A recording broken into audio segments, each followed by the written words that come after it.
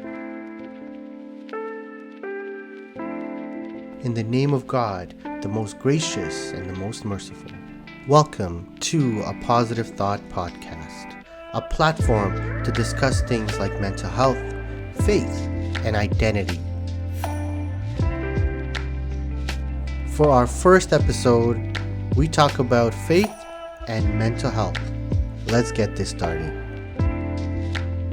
I'm your host, Nabil Rahman, a registered social worker. I'm really excited to use this platform to talk about things that matter to me. Things like faith, mental health, and identity. And if you're tuning in, I'm hoping that those things matter to you as well. As a first episode, I figured it would be important to talk about something that has been on my mind and something that is worth discussing, and that is our faith and mental health. Full disclosure, as an immigrant who came to Canada, in Toronto, as a child, I experienced what I would say is a experience of many, which is, the challenges of integration, financial instability, intercultural conflict, and identity. And as I matured and grew older and transitioned into adulthood, I constantly navigated what identity mattered most to me, and I till today, Islam and being a Muslim is what matters most to me. It is what I choose to identify myself as first and foremost. It dictates the values that I hold on to, the behaviors that I participate in, and the impact that I want to have in the world around me.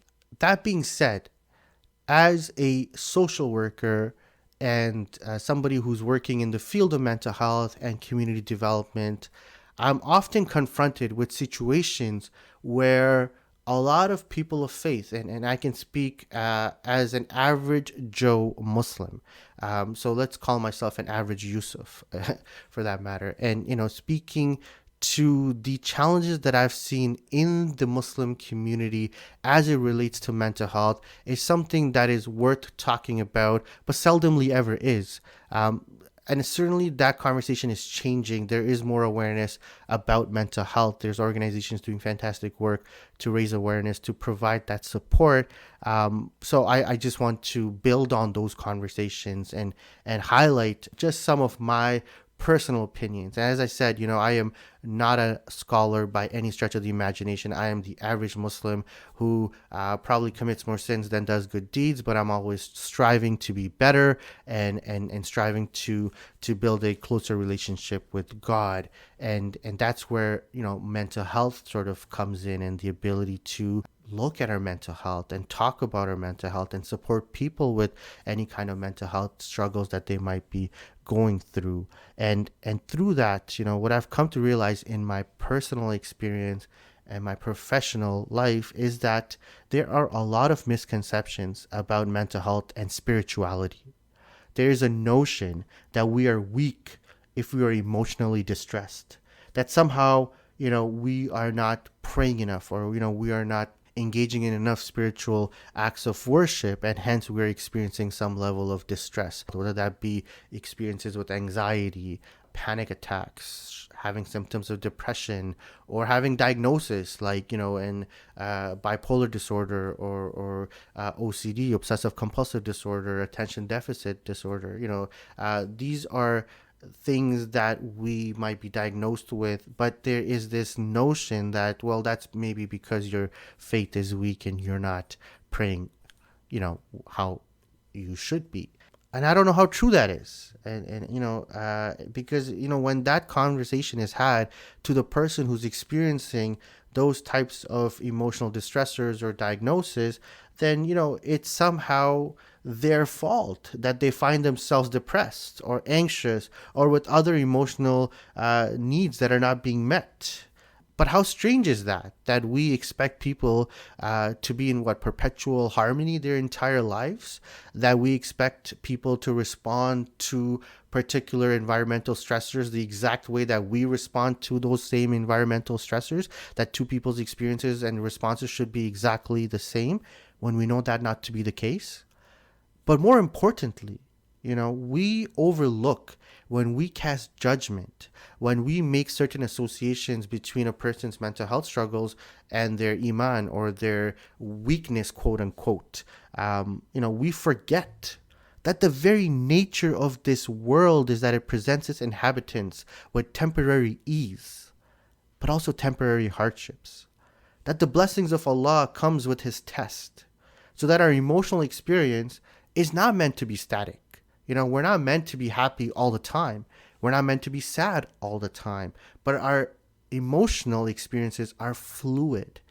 Can you just imagine how mundane our lives would be if our emotions did not fluctuate? Right? So the emotional experience is not meant to be static. Our lives are not meant to be static. We're meant to grow and change through sometimes hardships, through sometimes ease. So why is it that the expectation that when a person experiences those emotional distressors that come with certain hardships, that we cast judgment on them, that we perceive them as being weak? See, the problem with that narrative is that it completely overlooks the reality of this world. And, there is Islamic precedence for these conversations. What I'm saying does not necessarily come only from Western modalities of support or psychotherapy. And again, I full disclosure, I am not a person with knowledge when it comes to Islam. I am an average Joe Muslim, an average Yusuf Muslim. But I was fortunate enough to take a course or seminar rather, where a book was discussed written by Abu Zayd al-Balkhi called Sustenance of the Soul. This book was written 1,000 years ago in the 9th century. And it talked about things like cognitive behavioral therapy before there ever was such a thing as cognitive behavioral therapy. And, I'm just going to use a quote from his book to highlight, the Islamic understanding of mental health and mental wellness and how we should all perceive it so that we're able to provide the right type of support to individuals who might be experiencing that, or if we ourselves are experiencing that. So in his book, Abu Zayd al-Balkhi says, by his very nature, it is impossible for man to keep his soul in perpetual tranquility and peace without being subjected to anger, fear, distress, and similar psychological symptoms. This world is an abode of anxiety, sadness, worry, and calamity. So it is only normal for man to expect, in spite of his efforts, the onslaught of misfortune or even calamity to disturb the calmness of his soul. This was written 1,000 years ago. How many of us recognize we will inevitably be disturbed by the environmental factors around us? And it is not so much of how or what those environmental factors are, but how do we choose to respond to those environmental factors around us, and what supports are available to us to help us respond, to give us the resources to respond in matters in which that alleviate the suffering that comes from certain environmental factors. This is important because when we think of things in that manner, then we also recognize that there is nothing wrong with feeling sad, just like there's nothing wrong with being happy. That it's okay to be angry or lonely or exhausted. But the question we need to ask ourselves is, what do we do when we feel those emotions? How do we react to the external world around us? To what do we attribute the challenges that we experience in life? And here's a little plug. I'm hosting a positive thought workshop about stress management, with a faith-based perspective. And we delve deeper into these conversations. And that's taking place on September the 25th from 10 a.m. to 1 p.m. Online. So if you haven't registered yet, make sure you check it out at positivethought.ca. And this is why the hadith is so powerful. And I reference this hadith when I think about mental health. And again, I'm paraphrasing here, but there's a hadith in which Shoaib reported that the Messenger of Allah, peace be upon him, said that strange is the ways of a believer, for every affair is good for him. When something, a hardship or a calamity befalls him, he bears it with patience. And when something good happens to him, he is grateful and thankful to Allah. Again, paraphrasing the hadith here, but the idea is, if we take a closer look at that hadith, we see that the believer looks from within before looking externally. They respond to the bounties of Allah with gratefulness, and their response during hardship is patience. We can only begin to look at what our internal responses are to the challenges we experience in life when we can empathize with ourselves and be compassionate with each other. Empathy here means that if I am going through hardship, that's not easy. It's literally called hardship. It's not meant to be easy. So if I'm experiencing certain emotions, is it not okay to experience those emotions? If something happens in our lives that makes us sad, or that makes us grief, or experience symptoms of depression, perhaps that's the emotion we are meant to be experiencing. But we need to ask ourselves, in that moment where we are feeling that sadness, sometimes intense levels of sadness, to what are we attributing our emotions to? What thoughts are running through our mind? One of the most interesting things I realize is our emotional states are facts. There's no two ways about it. If you are feeling sad, can I tell you that you're not feeling sad? If you're feeling sad, that's a fact. Now, whether or not you should be sad or you shouldn't be sad, that's a different conversation. But how you are feeling in this moment is a fact that needs to be acknowledged. But we confuse so many times, and this is what I do in my practice with working with clients, is the ability to differentiate how you feel versus how you think. So, we might be feeling very sad, and I'm saying that's okay. That we can acknowledge our emotional experience. But now, when we cannot distinguish between what we feel with what we think, then what we think is confused for being a fact. So if I am sad, perhaps because I'm not getting a job and I need to financially provide for my family, then I might think that I'm a failure. But even in the way we talk, we say, I feel like I'm a failure. And so when you don't know what you're feeling versus what you're thinking, then you're more likely to make your thoughts a fact without ever challenging them. But what we are discussing here is acknowledge the feeling. Sometimes we feel helpless in job searching. We send out hundreds of resumes and we're not the ones hiring ourselves, right? We are at the mercy of so many additional environmental factors that we have no control over. That makes us sad. Sometimes that might make us helpless. I'm saying acknowledge that emotional state and look at what thoughts are you having? That you're a failure? I'm saying let's look at that thought, but acknowledge the feeling. Because that way, we're not confusing our feelings for our thoughts. And it can help us, with so much of our mental health. It can help alleviate some of those negative thoughts that are persistent during moments of emotional distress, right? But it only starts when we can empathize with ourselves. And we can be compassionate in ourselves to say, it's okay that I'm feeling emotionally distressed.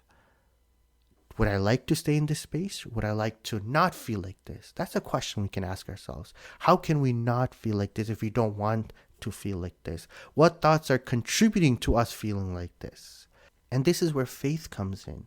Because if we just understand that it is expected that hardship will bring about emotional distress, being patient, as the hadith references, does not mean that we can't acknowledge our sadness or our anger or our grief.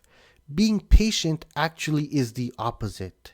It is not only to acknowledge, but to understand those emotions, to give voice to it and express it in a manner that is validating to one's soul. To recognize that despite the anger that I'm feeling, I am resilient enough to bear it with patience. That despite the grief that I'm experiencing, that I am strong enough to hold on to my faith and to pray to God, or to seek the help that will help me make that relationship with God stronger. You see, that's what we're going to talk about a little bit as well. And we're going to get to that. But that's the idea here, is that once we acknowledge that we are in distress and we challenge some of the thoughts that we have while experiencing that distress, then we can actually use that to become closer to our Lord. We might not be able to do it exclusively by ourselves. We might need the support of our family and friends, or of community, or of specialists within the space of mental health to provide that lens. But isn't it empowering to know that when we are going through a tough time, that we are not weak, that we are not sinners if we're struggling to figure out how to overcome our struggles? That the experience of our internal world is what matters, that how we choose to respond in moments of distress is what matters, that if we choose to seek help so that we can better respond to the moments of distress in our lives, that perhaps we can also make that as an act of worship because it's helping us get closer to our relationship with God. Our thoughts, our feelings, and our faith matter. For some of you, and I'm hoping for many of us, prayers will provide us with the ease we need to get through the hardships that we experience. But we know that no two people are the same, and neither are their experiences. And again, I'm quoting here Zayd al-Balkhi. He says, "Some can withstand great calamities without being stirred up, and are able to continuously deal with problems or threat, or reduces its harmful effects by trying different methods. Some, however, are traumatized or succumb to the slightest emotional provocation." We are not all the same. We have certain predispositions. Some of us are more predispositioned to feel anxious. Our body triggers the anxiety response quicker than in other situations. Some of us are more prone to being angry. Some of us are more prone to being more calm. These are some predispositions that we have. But, it's how we respond when we are in that state that, truly is what our faith is about. So, this is important, that because no two people are the same, that prayer and seeking worship is one way to ease the understanding of the pain and distress that we're experiencing. When we experience distress, and some of us have been in that situation. If you can relate, some of us, have been in situations where we are so distressed to such a level that it is impacting our prayer. That, sometimes we experience depression in such a way that it is so difficult to get out of bed. That anybody who's not experienced that might not necessarily be able to relate to it, but it is difficult to get out of bed. And in those moments, when it's so difficult to get out of bed, our prayers get impacted by it.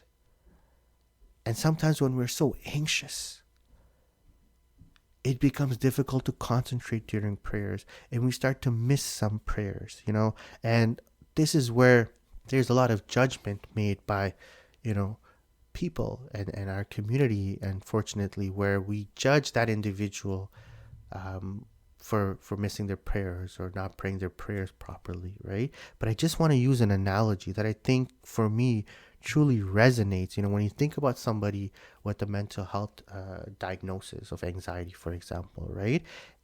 Let me ask you this. Have you ever tried to pray while being chased by a lion? Well, what if Maghrib is moments away and you haven't prayed Asr as yet, but you're being chased by a lion? Are you going to stop running from the lion? Figure out a place to make wudu and pray Asr? Let me ask you, how much attention do you think you will have while you're praying? For people who have experienced anxiety or have diagnosed, generalized anxiety, sometimes the anxiety is so great. The fight and flight response within their body and mind is at such a heightened level that there is a perceived experience that you would have if you were being chased by a lion in just your normal day-to-day interactions. For that person, even praying might be so much more challenging than for somebody who's not experiencing that. And so I'm asking, as a community, are we empathizing with that individual struggle? Are we providing the right type of support for that person? Or are we casting judgment? It is really important to recognize. And, Zayd al-Balkhi, in his book, Sustenance of the Soul, he makes reference to this, that when we experience mental health challenges, sometimes it can become so heightened that simply by talking to ourselves, talking ourselves through it, that positive self-talk, sometimes that might not necessarily be enough. we need to seek the support of our community, our family. We reach out to our family, say, hey, I'm going through a tough time. We've all been there. And sometimes talking to your friends and family really helps. But sometimes that's not enough, right? Sometimes you have to seek the support of a community. Sometimes you have to go to the masjid. Sometimes you have to ask an imam or a person of knowledge about what you're experiencing. And sometimes that's enough to alleviate the anxiety or provide, a level of comfort in a very distressing situation. But sometimes it's not, right? Sometimes you have to seek professional support, like a psychotherapist, like a medical doctor, like a social worker, where they can help you with that. And the reason I bring this up is if our mental state or a diagnosis that we have, if it's preventing us from acts of worship, then it becomes imperative on the individual and on the community to seek the right supports so that they can engage in those acts of worship, so that they can benefit from the prayer, so that they can benefit from reciting the Quran, right? But if your mental health is preventing you from even engaging in those, right, empathize with yourself and then seek the right supports that can get you to an emotional state where accessing prayer and other acts of worship is something that sustains and maintains your wellness, but not makes it difficult, right? Because when people are casting judgment on individuals, when they're trying their best, but they might not be living up to certain standards, nobody wants to be judged when they're struggling. They want to be supported. And it starts with oneself. We, when we're experiencing that distress, need to empathize and be compassionate to ourselves and need to seek the support. So, and I say this because there's so much stigma around mental wellness, around going to a counselor, around going to a psychiatrist or a psychotherapist. There's so much stigma around it. But if it's preventing us from acts of worship, then we need to seek that support. And there are supports within the community. Mental health, when it's linked to our spirituality, is an internal individual struggle. Only God can judge us, and only He sees our true struggle. As a society, that is not our job. Our job is to provide supports in the layers that is appropriate and our capacity to provide it. And for the individual is to know that they have those supports available. One of the most challenging things is people who experience those distresses and those mental health challenges feel so alienated because by opening up, they will feel judged. Can you imagine living in a society where your leg is hurting you, you have a physical ailment, and you're afraid to go to the doctor or you're afraid to tell somebody about it? What kind of a society is this? We need to practice way more empathy and way more resources so that people, just like when they have a physical ailment, they go to the appropriate support systems. But if we as a society are going to put stigma, if we as an individual are going to adhere to certain standards of, what it means to be strong versus what it means to be weak, then we are just making it harder on ourselves, right? Our suffering to those emotional distresses increase exponentially. And so the first podcast, I really wanted to highlight this, that the health of the soul can be maintained, in external ways, but also in internal ways, right?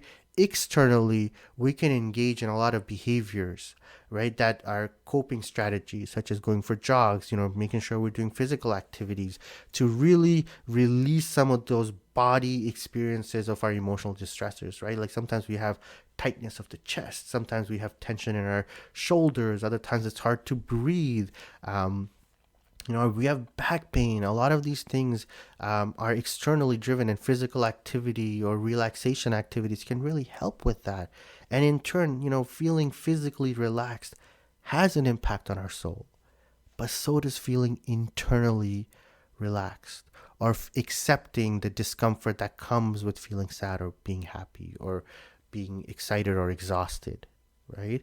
And so internally, when we mean to protect our soul, is from the symptoms of negative thoughts, the avoidance of some pretty intense emotional experiences. Sometimes, like I mentioned, sometimes they might be the experience that we need to have. Sometimes being sad is okay, but how are we behaving when we're sad? That's what we need to ask ourselves.